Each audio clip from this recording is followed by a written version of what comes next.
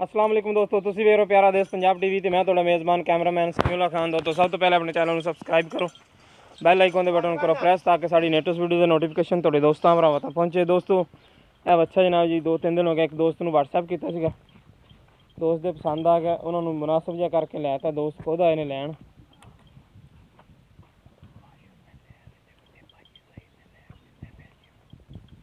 हाँ जी, साहिवाल तो ने दोस्त मोहम्मद सईद मोहम्मद काशिफ उन्होंने लिया जनाब जी। हाँ बहरीन तो ने जनाब जी,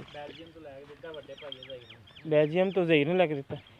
हाँ जी भाई, हाँ जी ज़हीर साहब ने लिया बच्चा जनाब जी, उन्होंने भाई काशिफ साहब आए ने लैन।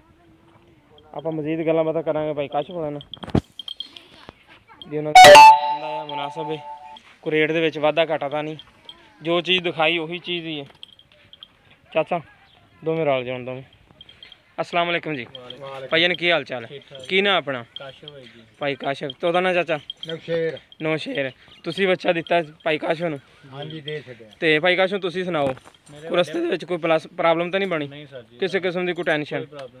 अच्छा जी जी जी। हाँ हुण तुसी वड्डे भाई ज़हीर ने लै के दिता सर जी बेल्जियम तो, उन्होंने यूट्यूब ते वेख्या, उन्होंने फिर मैनूं कॉल की कि फलानी जगह चला जा, मैं बच्चा लिया, उन्होंने पैसे दे के ते लै आया जी। मैं 50,000 रुपये का खरीदिया है। हाँ जी इस भाईए कोलों चाचे कोलों, चाचे नौशेर को। हाँ जी ते मैं बच्चा लै चला हुण। हाँ जी मैं अपने बड़े भाई की बहुत बहुत मेहरबानी उन्होंने शुक्रिया अदा करना, उन्होंने मैनूं बच्चा लै के दिता, मैंने तावन कीता, मेहरबानी।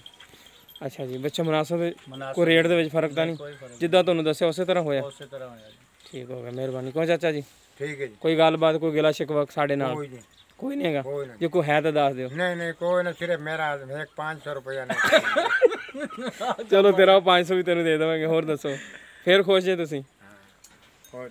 ठीक है भाई, होर किसी किस्म का मसला मसैल? ठीक है लो जी दोस्तों, ए जनाब जी दोस्त नूं अच्छा लैके दिता 50,000 रुपये का।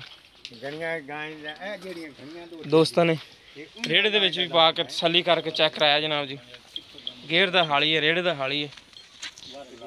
तो दोस्तों अच्छी अच्छी वीडियो देखने लिए अपने चैनल को सब्सक्राइब करो, तो बैल आइकन का बटन जरूर प्रेस करो ताकि हर तरह की अच्छी अच्छी वीडियो थोड़े दोस्तों भरावां तक पहुँचे। मिलेंगे इंशाल्लाह इस तरह एक नवी वीडियो नाल। अपना रब्ता नंबर है 0345 26 51 199, साड़ा व्हाट्सएप नंबर भी ईमो नंबर भी। मिलेंगे इंशाल्लाह इस तरह एक नवी वीडियो नाल। अल्लाह निगहबान।